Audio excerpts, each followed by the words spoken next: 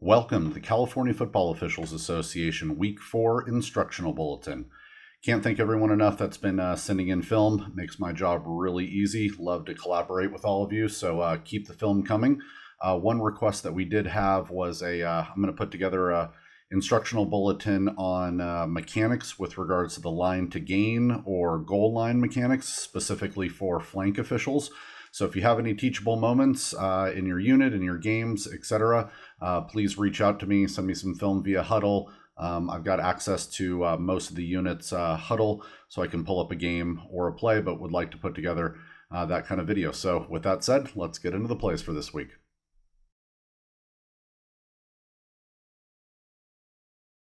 For our first play tonight, we're going to look at kind of a fun play here with regards to a scrimmage kick.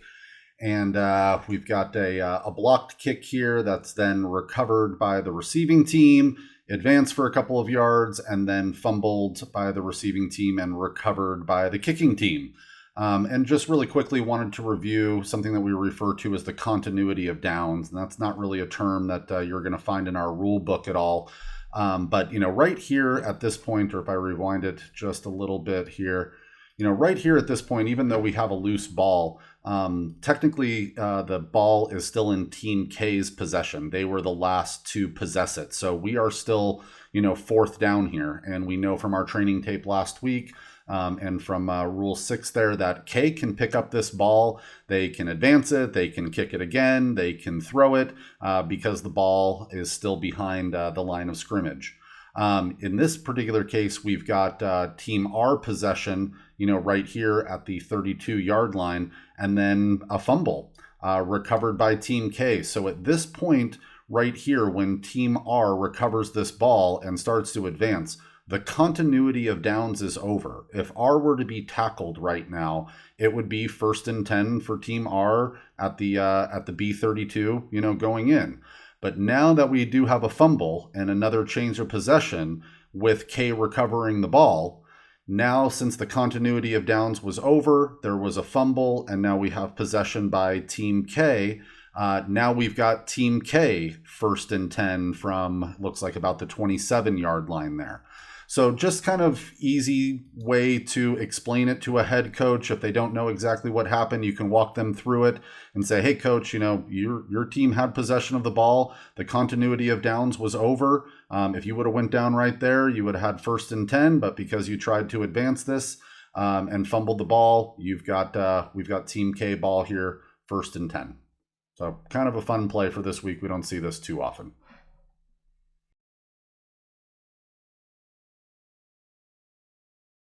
And so for our next play here, we're going to take a look at an example of what is not roughing the kicker. And so we see from the top of the screen there, down in distance is 4th and 14, snapping from the 50-yard line going in. And what we have here is a pretty general scrimmage play. It looks like Team A is going to go for it here on 4th down, depending on what the situation is in the game.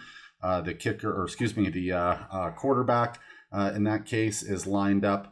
It looks like 5 yards from the line of scrimmage here to receive the snap. So we know that they are not in a legal scrimmage kick formation. This is not an obvious kicking situation where you have a kicker or a punter that is 10 yards behind the line of scrimmage lined up as a kicker where he or she would receive protection there. So this quarterback, surveying the defense, figures that they are not going to get to the line to gain and quickly decides to legally kick the ball. So this kick is legal, but this contact here by the lineman is also legal, given that this quarterback is not afforded protection as a kicker because they are not in a legal scrimmage kick formation here.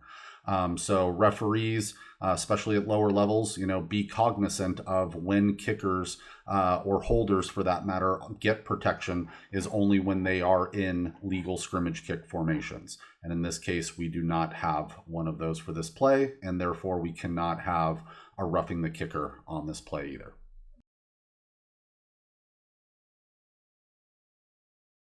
Our next play here, we're going to talk through a reminder of an illegal forward pass, or what we refer to as intentional grounding.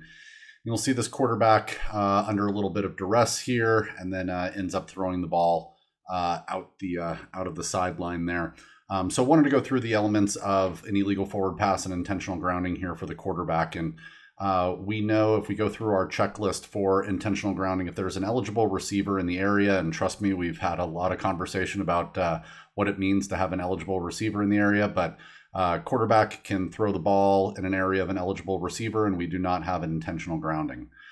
The other elements to get rid of intentional grounding would be if the quarterback is outside the lateral boundaries of the free blocking zone, and that the ball gets back to the line of scrimmage here. So, in fact, flank officials, this is where you can really help out your referee. And let them know whether or not the ball crosses the line of scrimmage. Because in this particular case, in most cases, when the quarterback is under duress, the referee is going to stay with that quarterback. He is not going to ball watch, or they are not going to ball watch. They are going to make sure that and protect that quarterback, make sure that there's no shenanigans by that defensive line that's pursuing them there. So flank officials, either verbally say that, you had the ball across the line of scrimmage, then it would be up to the referee on whether or not the quarterback was outside, the lateral boundaries of the free blocking zone. And as just a reminder, this is a referee flag. So crew, you would want to get together here. Umpire, you can even help out. Ball across the line of scrimmage, ball across the line of scrimmage. Referees, if you have that quarterback or the passer outside of the lateral boundaries of the free blocking zone, then we don't have intentional grounding. But in this particular case, if we look at the 3 yards extended from the snap there, this quarterback is definitely not outside of the free blocking zone. So in this case, we would have intentional grounding. The statement of penalty is 5 yards from the spot of the foul, and also a loss of down. So this is one of those exceptions to going back to the previous spot when a foul is committed behind the line of scrimmage by Team A. So referees, a good best practice here too.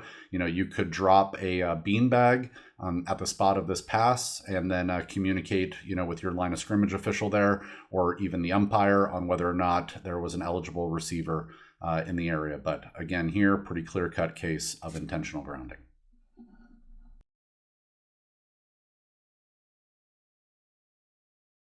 And for our final play this week, we're going to take a look at an illegal block below the waist on a free kick return here. So we're going to be paying attention to this action right here. And we see that the lead blocker there in front of that runner blocks the kicking team illegally below the waist there. We know that blocking below the waist is only legal within the free blocking zone when the contact meets the requirements of Rule 217, or to tackle a runner or a player pretending to be a runner. Here we have a lead block.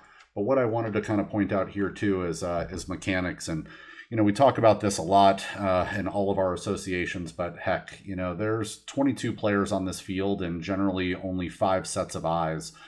This crew ultimately did get this flag here, but there's a lot going on this play, and there's a lot of contact. Change of possession, kicking plays are always tough here. But this is where we can kind of help each other out and kind of transition to different zones of responsibility. If we remember that discussion in the off season, where there needs to be eyes in front of this runner here.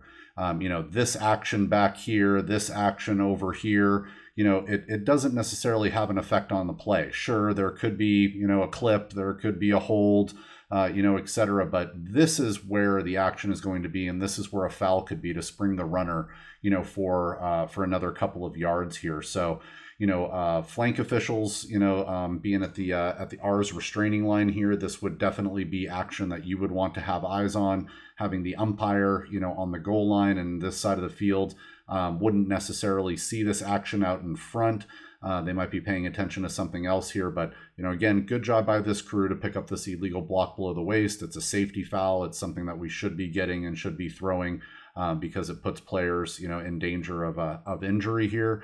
But find work is another thing that we like to talk about. If your area of responsibility doesn't have much going on, find work. Find 2 players that are engaged. Something that is at the point of attack, or it could be a safety foul behind the play, and find work. Don't ball watch. So yeah, great job by this crew.